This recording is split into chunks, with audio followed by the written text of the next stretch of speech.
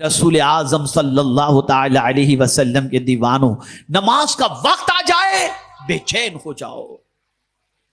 हमारे कुछ लोग न पढ़ने के लिए बेचैन होते हैं, करीब खड़े होते हैं, मस्जिद की अजान की आवाज आएगी तो देखेंगे कोई पकड़ के ले तो नहीं जाएगा, बल्कि पूछते कितने बजे अजान होने वाली, और इतने बजे, अच्छा मैं बाद में इंशाल्लाह कल मिलेंगे। कोई पकड़ के मस्जिद न ले जाए, नमाज ना पढ़ा।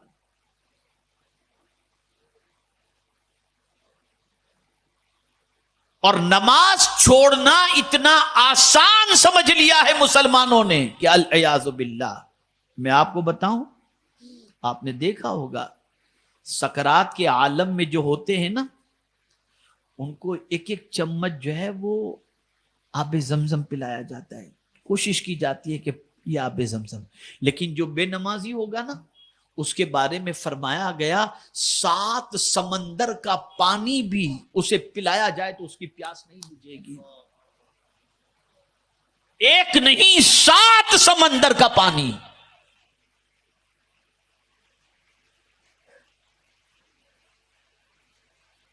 बस एक वाकया अर्ज करके मैं अपनी गुफ्तगू को खत्म करता हूं।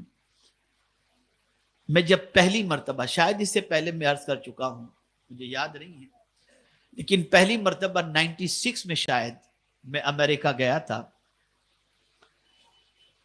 तो शिकागो में मेरा प्रोग्राम था और फिर वहां से न्यू जर्सी में एक प्रोग्राम था, तो मैं न्यूयॉर्क न्यू जर्सी हाजिर हुआ। तो मेरे मेजबान थे जनाब यूसुफ इंजीनियर साहब, उनके घर ही मेरा कयाम था। सुबह की मेरी फ्लाइट वापस शिकागो की थी और अर्ली मॉर्निंग की मेरी फ्लाइट थी।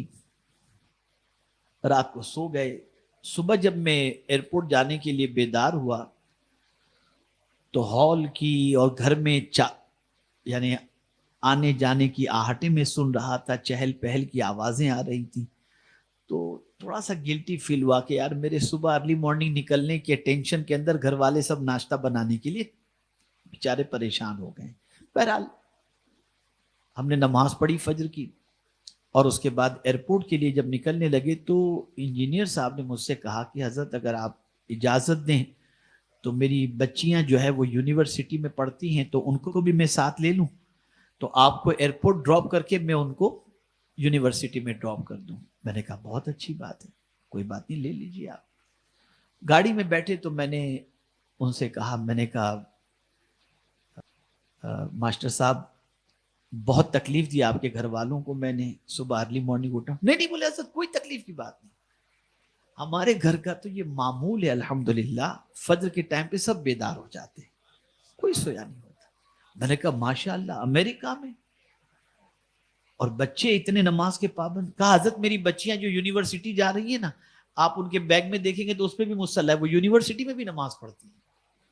तो मुझे और हैरत हुई, तो मुझे एक जानने का शौक पैदा हुआ कि इन्होंने बच्चों को नमाजी कैसे बनाया। सुनिए,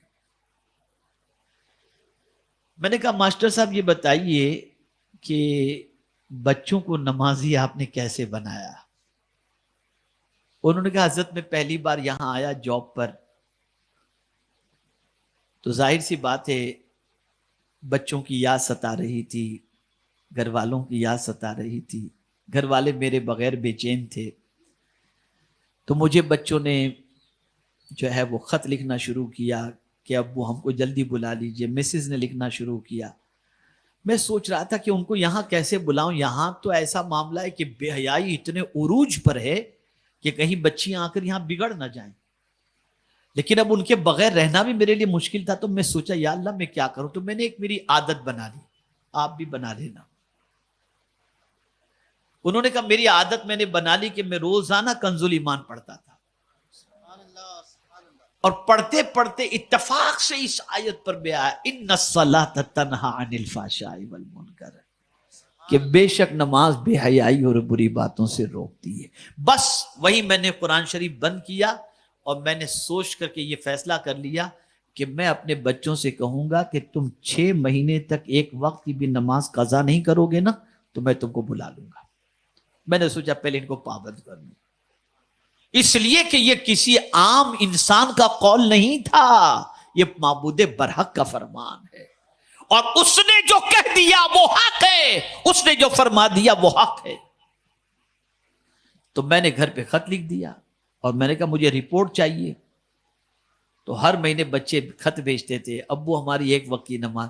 तो जब 6 महीने तक पाबंद बिल्कुल नमाज के हो गए और एक वक्त की नमाज भी इनकी कज़ा नहीं हुई, मैंने फिर उनके आने का इंतजाम किया।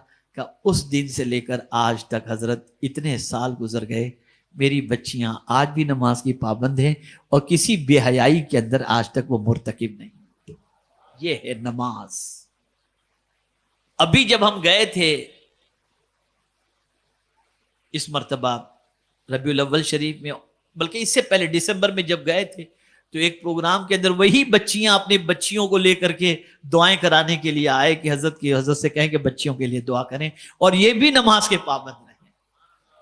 ये है नमाज। पिक्चर दिखाकर बेहयाई से नहीं रोक सकते। मां बाप खुद नमाज छोड़कर अपने बच्चों को बेहयाई से नहीं रोक सकते। नमाज के पाबंद बन जाओ। ये नमाज तुम्हें बेहयाई से रोकेगी, बदकिरदारी से रोकेगी, आवारगी से रोकेगी। और वो कौन सा प्रॉब्लम है जिसका सॉल्यूशन अल्लाह ने अपनी किताब के अंदर और अपनी बंदगी में नहीं रखा।